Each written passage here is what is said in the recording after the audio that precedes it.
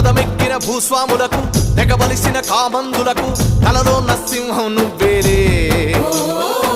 రేబవలు నిలకడలేక రెక్కల్ని ముక్కలు చేసే నిరుపేదల ధైర్యం నువ్వయ్యా